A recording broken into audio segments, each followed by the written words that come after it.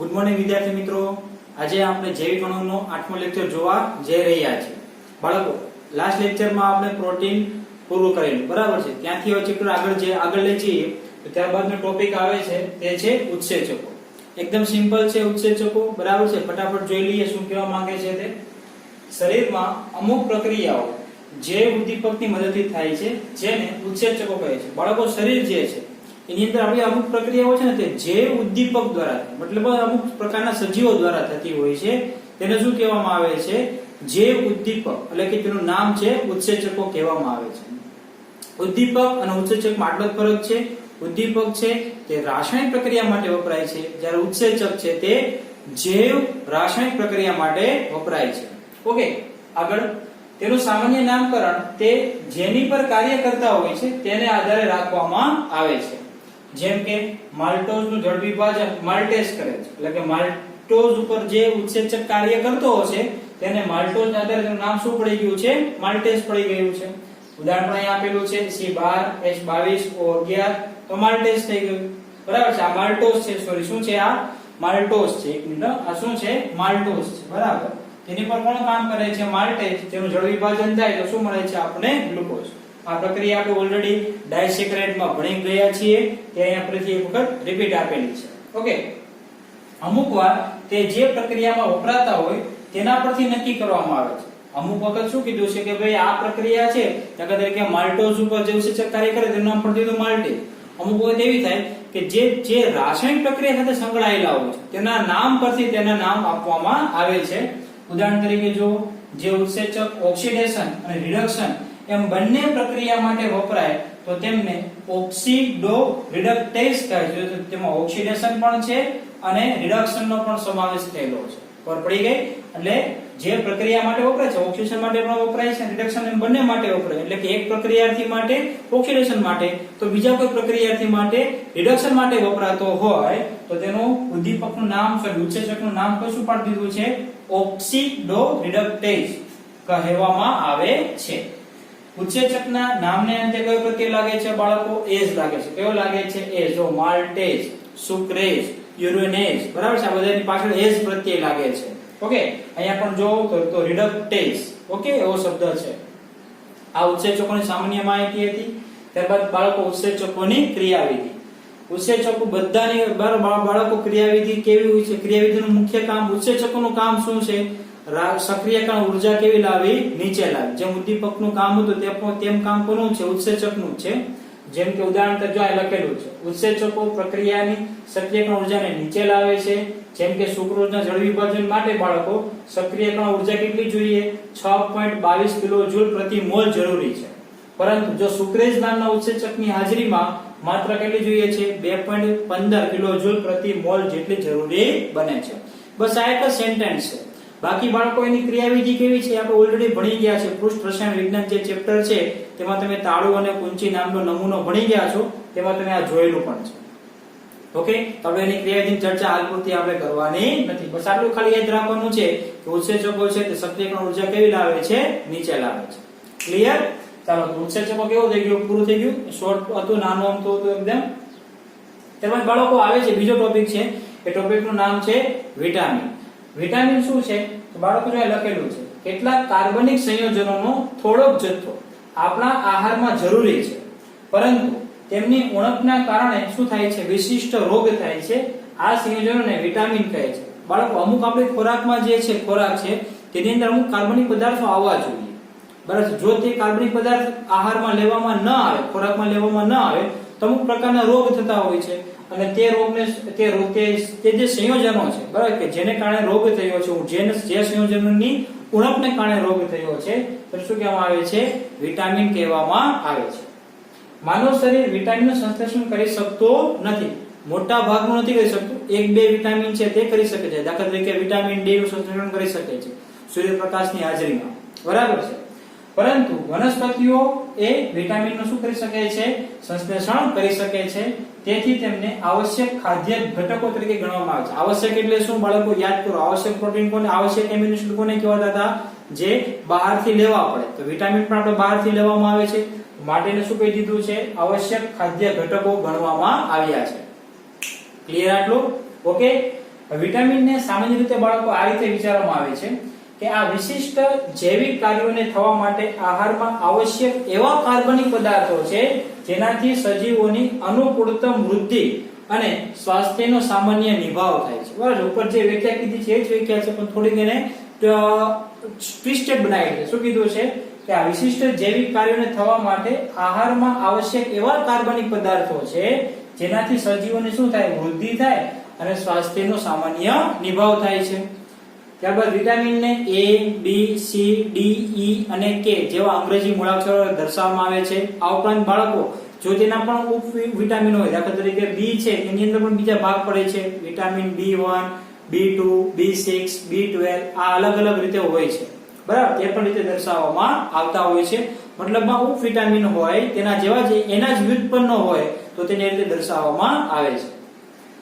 વધુ પડતા વિટામિન સંયોજનો પણ કેવા હોય છે, નુકસાન કરતા છે. તેથી તમે ડોક્ટરની સલાહ સિવાય વિટામિનની ગોળીઓ લેવી જોઈએ નહીં. ક્લિયર થઈ ગયું આટલી મારી વાત? ઓકે, તો ખાસ ધ્યાન રાખજો, વિટામિન વધુ પડતા હોય તો પણ આપણા શરીર માટે કેવા છે, નુકસાન કરતા છે. ક્લિયર? ચાલો ફટાફટ સ્ક્રીનશોટ લઈ લો, પછી આપણે આગળ જઈએ.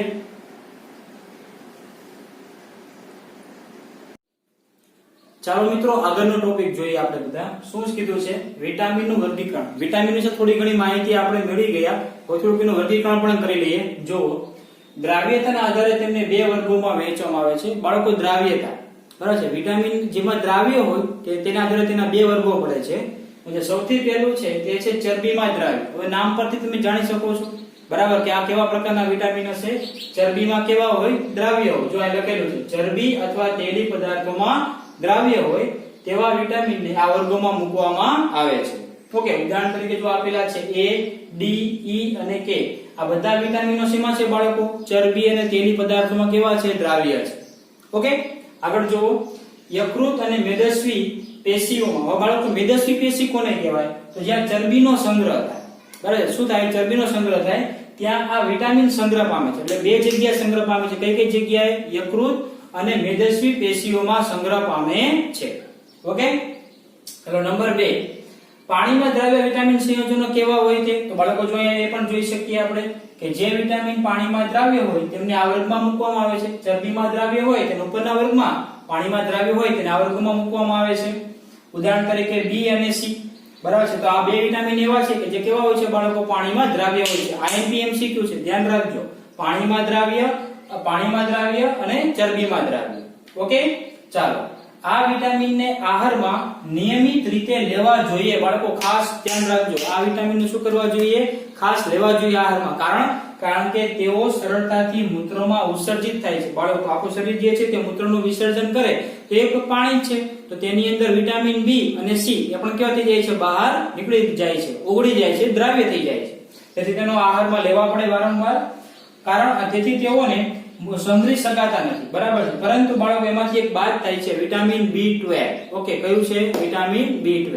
વિટામિન B ના પ્રકાર પડે છે, કયા કયા છે તે આપણે જોઈએ, પણ યાદ રાખજો કે વિટામિન B12 એ આપણા શરીરમાં સંગ્રહ પામે છે, તે પાણીમાં દ્રાવ્ય થતો નથી, એટલે કે મૂત્ર માર્ગે નીકળતો નથી.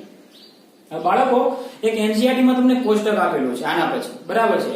એ કોષ્ટક છે તે MCQ માટે ઘણું બધું IMP હોય છે. તો એ કોષ્ટકને દર્શાવવા માટે મેં થોડીક અહીંયા શોર્ટ ટ્રીક આપી છે, બરાબર છે. તો આ રીતે તમે થોડીક વધારે ટેકનિક થી યાદ રાખશો તો આરામથી યાદ રહી જશે. બરાબર છે, 5-6 વખત પ્રેક્ટિસ કરવી પડશે, પણ કરવાથી યાદ રહી જતું અને આપણને નીટ કે JEE માં સારા એવા માર્ક્સ મળી શકતા હોય તો શું કામ આપણે પ્રેક્ટિસ ન કરીએ ભાઈ? બરાબર છે. ઇવન કે આપણે NCERT માં પણ એક બે MCQ પૂછવો હોય તો આપણે આમાંથી પૂછી શકીએ છીએ. બરાબર, ચાલો જો. તો સૌપ્રથમ બાળકો એક પેટર્ન બનાવી દો કે કોઈ પણ જગ્યાએ તમે વિટામિન લખો તો વિટામિન હંમેશા આ રીતે લખવાનું, એટલે યાદ રહે. A, B1, B2, પછી B6, B12, ત્યારબાદ C, D, E, K અને H. ઓકે, H તમારી NCERT માં નથી, હું થોડુંક અંદર એડ કરીને આપેલું છે. એક વિટામિન આ પણ આવે છે. ઓકે, ચાલો જુઓ. હવે આ તો યાદ રહી ગયું, A પછી B પછી C, D, E, K, પણ B માં પ્રકાર છે 1, 2, 6 અને 12. ઓકે, ચાલો જુઓ. હવે એક વસ્તુ યાદ રાખતા જાઓ તો એકદમ સિમ્પલ થઈ જશે. રેટિને થાય રીબો.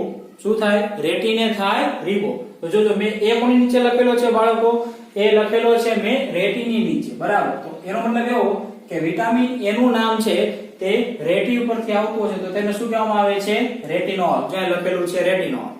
ઓકે B1 એટલે કોના માટે છે થાઈ એટલે થાઇમીન જો આ લખેલું છે થાઇમીન એટલે B1 રીબો જે લખેલું છે રિબોફ્લેવિન શું લખેલું છે રિબોફ્લેવિન તે કોનું નામ છે વિટામિન B2 વિટામિન ને સ્મોલ અંગ્રેજી મૂળાક્ષરો દર્શાવવામાં આવે છે પણ તેના ઓરિજિનલ નામ પણ છે એવું નથી કે તે જ નામ છે એના ઓરિજિનલ પણ નામ છે એ નામ લખેલા છે એટલે પહેલી લાઈન ક્લિયર થઈ ગઈ રેટિને થાઈ રીબો બીજી લાઈન પેરીડોસી સાયકોએમાઇન છે પેરીડોસી જે છે તે કેવી છે સાયકોએમાઇન છે તો જોજો પેરીડોસી એની નીચે મેં B6 લખેલું છે તો શું લખેલું છે પેરીડોક્સિન એટલે B6 થઈ ગયું પછી સાયકોએમાઇન તો જોજો સાય એટલે સાયનો કો એટલે કોબાલ એમાઇન એટલે એમાઇન સાયનો કોબાલ એમાઇન એટલે કયું બનશે B12 બનશે ક્લિયર ચાલો ત્યારબાદ બીજી લાઈન છે S કેલ્સી ફેરવે છે તેને ટોકો S નામનો કોઈ વિદ્યાર્થી છે બરાબર એ શું કરે છે કેલ્સી ફેરવે છે તેને ટોકો તો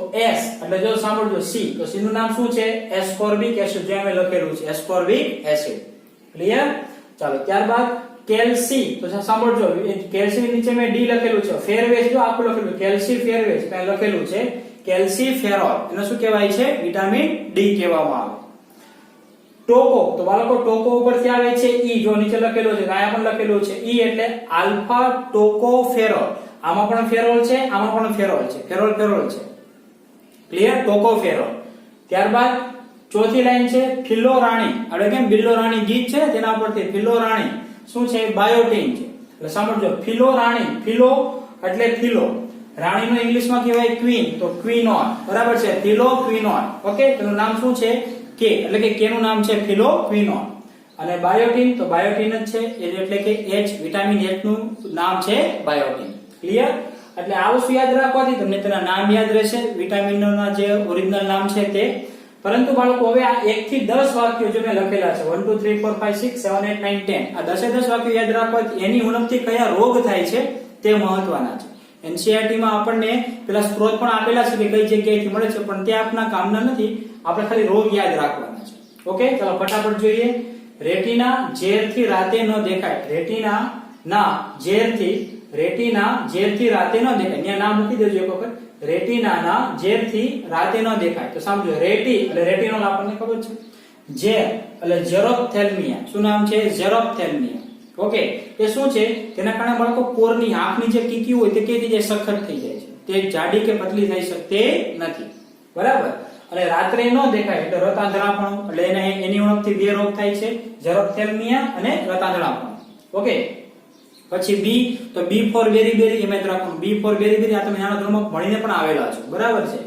બેરી પણ બી એટલે B1 પેલો બી છે એટલે B1 આવશે એટલે કે એનું શું થશે બેરી એની ઉણપથી થાય બેરી આ B1 એટલે નામ છે થાઇમીન ક્લિયર ચાલો નંબર 3 રીબોની ત્વચા અને પાચન કિલોમાં બગડી એટલે કે કિલોના ભાવમાં બગડી ગઈ ઓકે કોની રીબો એટલે રિબોફ્લેવિન યાદ છે ને તેની ત્વચા અને પાચન એટલે ત્વચામાં બળતરા થાય પાચનમાં અવ્યવસ્થા ઊભી થાય અને કિલોમાં ભાવમાં તો બાળકો કિલો પરથી એક રોગ છે કિલોસિસ કેવો રોગ છે કિલોસિસ તેનાથી શું થાય મોં અને હોઠ પર શું પડે શીરા પડી જાય તેમાં થોડાક ચેકા પડી જાય છે ક્લિયર ચાલો પછી બાળકો છે નંબર 4 પેરીડોસીને શું થાય આંચકી આવે ઓકે તો પેરીડોક્સી ની મદદથી શું થાય છે આંચકી આવે છે આપણે યાદ રહી જાય છે ડોસી છે તેની ઉંમર વધારે થઈ ગઈ હોય તો તેને આંચકી જ આવે ને ઓકે ચાલો ત્યારબાદ નંબર 5 શું કીધું છે સાયકો રક્તનો વિનાશ કરે છે હવે સાયકો છે એ તો ભાઈ કરી શકે હવે સાયકો એટલે શું યાદ કરો ખબર છે ને સાયનો કોબાલ એમાઇન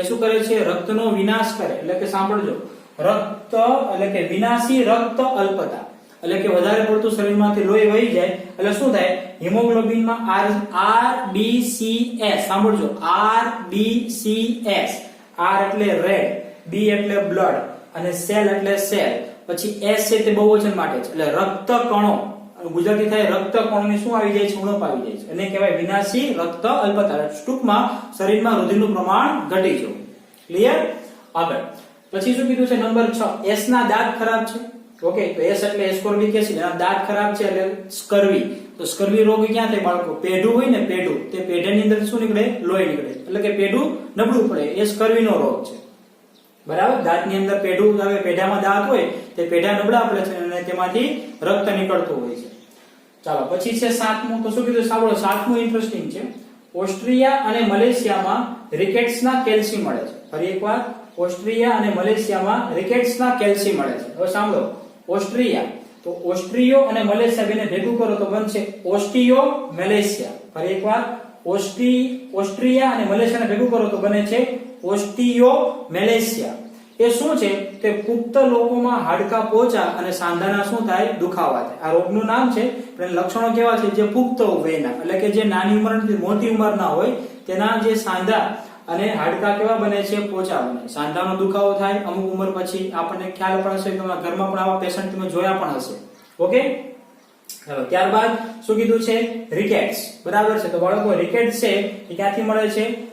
સોરી, એ રિકેટ્સ એટલે શું? તો કે બાળકોના હાડકા, બરાબર છે, એમાં કેવા બને છે? વિકૃત. સાંભળજો, વિટામિન ડી ની ઉણપથી પુખ્ત લોકો અને બાળકોને બંનેને શું થઈ શકે છે? રોગ થઈ શકે છે. બરાબર. ત્યારબાદ આઠમું શું કીધું છે? ઈને ટોકવાથી, એટલે વિટામિન ઈ ને ટોકવાથી, એટલે રોકવાથી. તો આમાં બે શબ્દ આવી ગયા. ઈને ટોકવાથી, એટલે ઈ એટલે શું થાય? ટોકોફેરોલ પણ થાય. ટોકવાથી આરબીસીએસ ની નાજુકતા અને સ્નાયુમાં નબળાઈ આવે છે. તો સિમ્પલ છે, આરબીસીએસ એટલે શું છે? રક્તકણો. રક્તકણો કેવા પડે છે? નબળા પડે. અને સ્નાયુ જે છે તે પણ કેવા થઈ જાય છે? નબળા પડી જાય છે. લખેલું છે આરબીસીએસ નાજુક અને સ્નાયુ કેવા પડે છે? નબળા પડે છે. ઓકે. ત્યારબાદ નવમું, ફિલોરાણીને વધુ લોહી નીકળી ગઈ. ફિલોરાણી, બરાબર, આપેલે કીધું ને અહીંયા, ફિલોરાણી એટલે ફિલોક્વિનો, એને વધુ પડતું લોહી નીકળી ગયું. એટલે એનો મતલબ શું થાય? કોઈ જગ્યાએ લાગેલું હોય તો લોહી સતત ને સતત કેવું રહે? ચાલુ જ રહે. લોહી ગંઠાય નહીં. બરાબર છે. તો એનો મતલબ એવો થાય કે રક્તસ્રાવ, એટલે કે રુધિર ગંઠાતું નથી. રુધિર ન ગંઠાય. ક્લિયર? ત્યારબાદ 10મો છે, બાયોટીન ને લકી હેર છે. હેર એટલે વાળ. બાયોટીન ને લકી હેર છે. તો સાંભળો, બાયોટીન એટલે એ જ, લકી એટલે લકવું, અને હેર એટલે વાળ. તો લકવો થાય અને વાળ કેવા થાય છે? ઉતરે છે. ક્લિયર? તો આ કોષ્ટક તમને એનસીઈઆરટી માં આપેલું છે. સ્ત્રોત આપણે મોઢેથી કરવાના, એનાથી થતા રોગો એ ઇમ્પોર્ટન્ટ છે એમસીક્યુ માટે. ચાલો પછી અમુક એક્સ્ટ્રા વસ્તુ છે મેં લખેલી છે અહીંયા. B2, B6 અને H, એનાથી બાળકો ચર્મ રોગ પણ થાય, એટલે ચામડીના રોગો છે. બરાબર, સ્કિન કેન્સર છે કે બીજા કોઈ ડાઘા પડવું, ખરજવું થવું, આ બધી એની ઉણપથી થતા રોગો છે. ત્યારબાદ ઈ ની ઉણપથી બાળકો નપુંસકતા પણ આવી શકે છે. ઓકે, તો બાળકો આ એક જે ભાગ છે તે યાદ રાખવાનો ભાગ હતો, એટલે આમાં થોડી વધારે મહેનત કરવાની જરૂરિયાત છે. 3 થી 4 વખત વાંચો, રીડિંગ કરો, પ્રેક્ટિસ કરો, જ્યાં સુધી ના આવડે ત્યાં સુધી મથ્યા પડો, એટલે આવડી જ જશે. બરાબર છે. ચાલો ફટાફટ સ્ક્રીનશોટ લઈ લો, પછી આપણે આગળની થિયરી જોઈએ.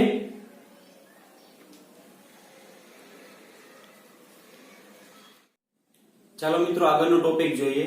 શું નામ છે? ન્યુક્લિક એસિડ નામ છે. બરાબર. શું કીધું છે? આનુવંશિકતા માટે જવાબદાર કોષ કેન્દ્રમાંના કણોને રંગસૂત્ર કહે છે. બરાબર છે બાળકો. આનુવંશિકતા એટલે શું પેલા એ સમજો. હવે આનુવંશિકતા એ તમને બધાને ખ્યાલ છે કે એક પેઢીમાંથી બીજી પેઢીમાં જે લક્ષણોનું વહન થાય તેને શું કહેવામાં આવે છે? આનુવંશિકતા. એક્ઝામ્પલ તરીકે મનુષ્ય છે તે બાળકનો જન્મ આપે તો તે બાળકના જન્મ છે, સોરી, જે બાળક છે તે મનુષ્ય જેવું જ હોય છે, એ બીજા પ્રકારનું હોતું નથી. બરાબર છે. તો એને શું કહેવાય? આનુવંશિકતા કહેવામાં આવે છે. અને આ આનુવંશિકતા માટે જવાબદાર કોણ બાળકો? તો એ રંગસૂત્ર જવાબદાર છે. કોણ જવાબદાર છે? રંગસૂત્ર. ઓકે, આગળ. જે પ્રોટીન અને ન્યુક્લિક એસિડ સંયોજનોના બનેલા હોય છે, એટલે આ જે રંગસૂત્રો છે કોના બનેલા હોય છે? પ્રોટીન હોય અને ન્યુક્લિક એસિડના બનેલા હોય. તો આપણે કોના વિશે અભ્યાસ કરવાનો છે? Nucleic acid. પ્રોટીન વિશે તો આપણે ભણી ગયા છીએ આગળ. બરાબર. ન્યુક્લિક એસિડ સંયોજનો કેટલા પ્રકારના છે? 2 પ્રકારના હોય છે. એક તો ડીએનએ, બીજું કયું છે? આરએનએ. તો ડીએનએ નું આખું નામ એમસીક્યુ માટે આઈએમપી છે, ધ્યાન રાખજો. Deoxy ribonucleic acid. ફરી એકવાર, ડીઓક્સી રિબોન્યુક્લિક એસિડ. હવે બાળકો આગળથી ડી કાઢી નાખો તો શું વધશે? Ribonucleic acid. તો એ કોનું નામ થઈ જશે? આરએનએ નું. એટલે એક નામ યાદ રાખો તો બંને નામ યાદ રહી જશે. બરાબર.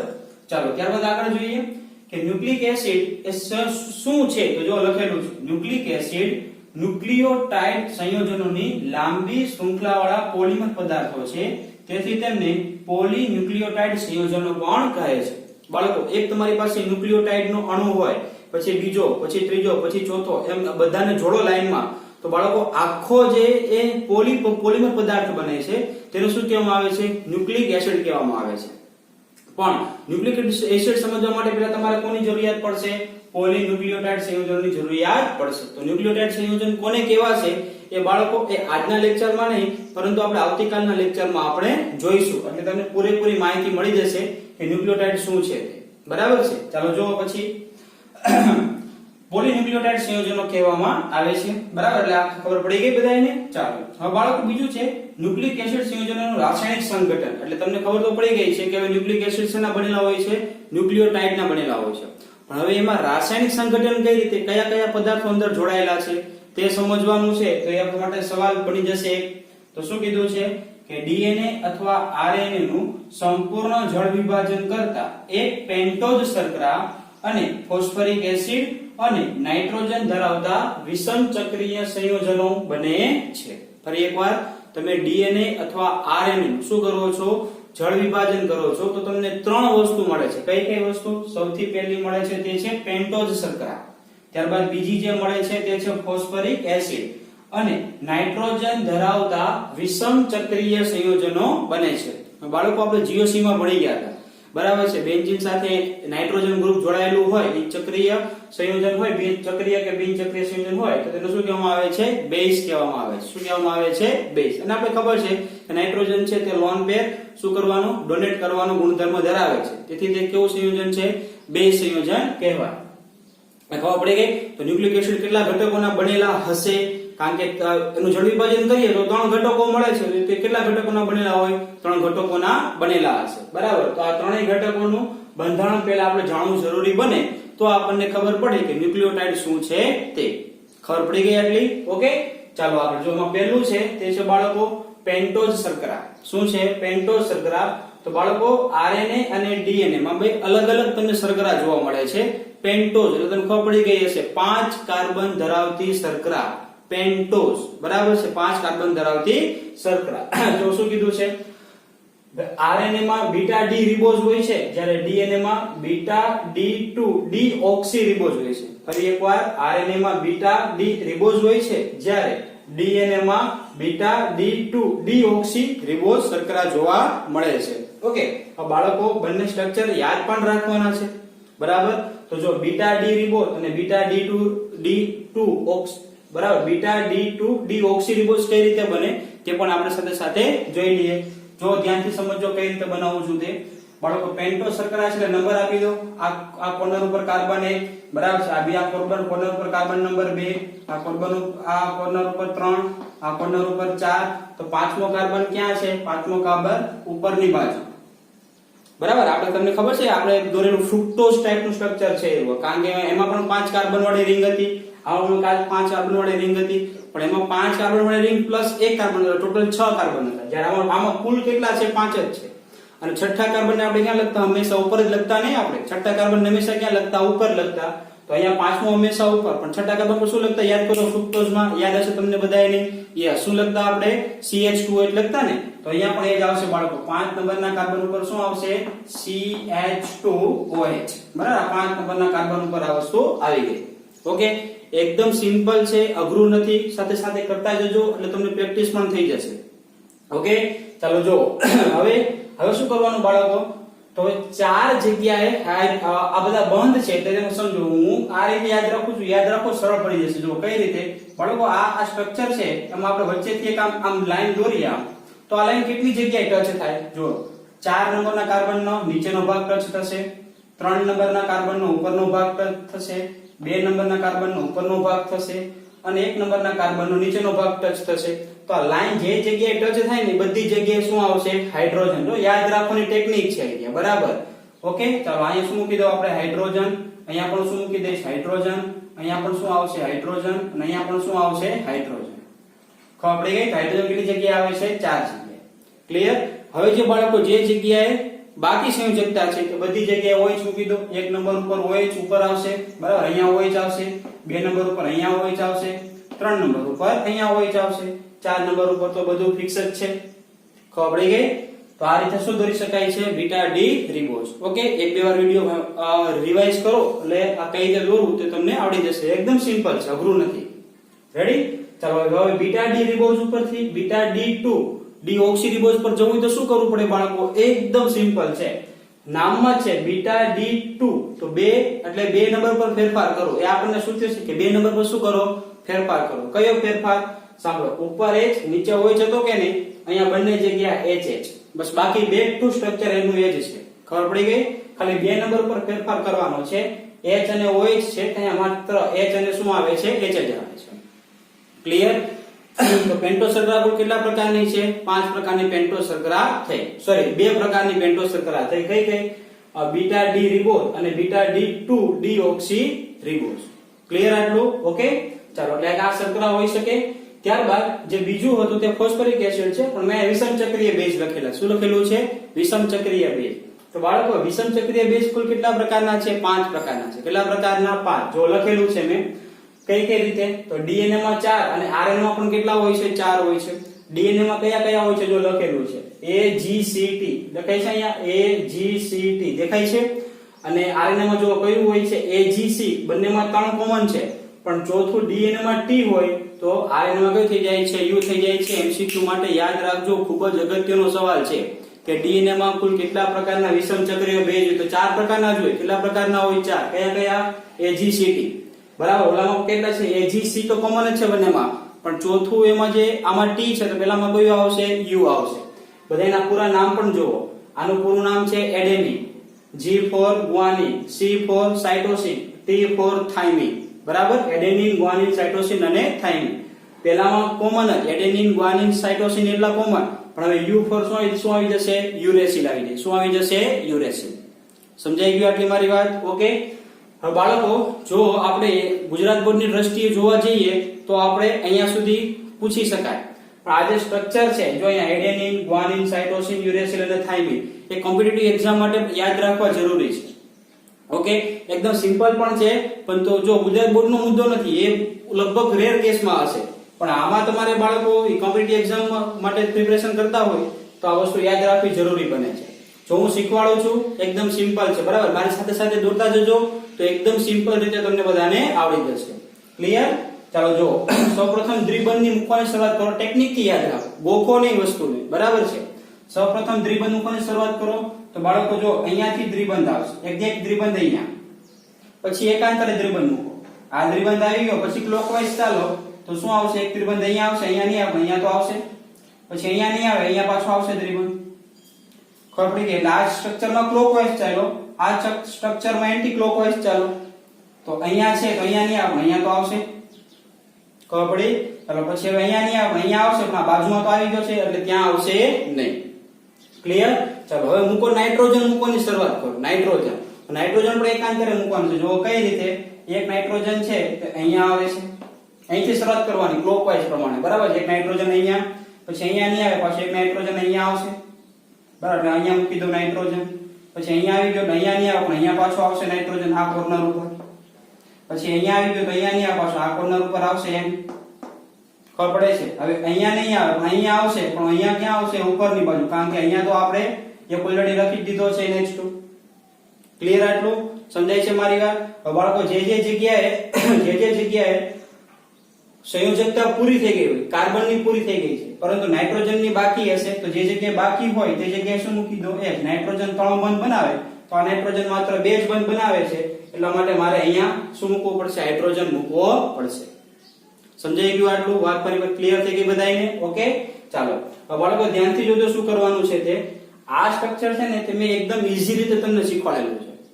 NCERT માં જે કોર્નર છે, બરાબર છે, જો આ કોર્નર પડે છે, આ કોર્નર છે, આ કોર્નર, આ કોર્નર, આ કોર્નર, બધી જગ્યાએ કાર્બન મૂકીને આપેલા છે, બરાબર. તો એ યાદ રાખવા કરતા આપણે આ યાદ વધારે રાખીશું. ખબર પડી? બાકી કાર્બનની 4 સંયોજકતા હોય, બાજુમાં હાઇડ્રોજન હોય, એ તો આપણને ખ્યાલ છે. ક્લિયર? જો હું તમને એક અહીંયા સ્ટ્રક્ચર બતાડી પણ દઉં કે આપણી NCERT બુકમાં કઈ રીતે આપેલું છે. તો જો આ જે જગ્યાએ કોર્નર પર છે, જે જગ્યાએ ખાલી જગ્યા છે, જ્યાં કઈ લખેલું નથી તે લોકો કાર્બન દર્શાવેલા છે. હવે એટલું તો આપણને આવડી જ જાય, બરાબર. કારણ કે 11મા ધોરણમાં આપણે ઘણી બધી પ્રેક્ટિસ કરેલી છે એના નામકરણમાં, એટલે કાર્બનની સંયોજકતા કઈ રીતે પૂરી કરવી તે. ક્લિયર આટલું? ઓકે, ચાલો આકૃતિ એમને રહેવા દઈએ. હવે આગળ જઈએ. તો શું કહે છે? હવે બાળકો એડેનિનમાંથી ગ્વાનિન ઉપર જવું છે. ક્યાં જવું છે? તો આપણે એડેનિનમાંથી ગ્વાનિન ઉપર. તો કેટલો ફરક કરવાનો? તો સૌપ્રથમ જો અહીંયાથી NH2 હતો ને તે કાઢી નાખો, ત્યાં ડબલ બોન્ડ O. ખબર પડી ગઈ? શું આવશે? Double bond O.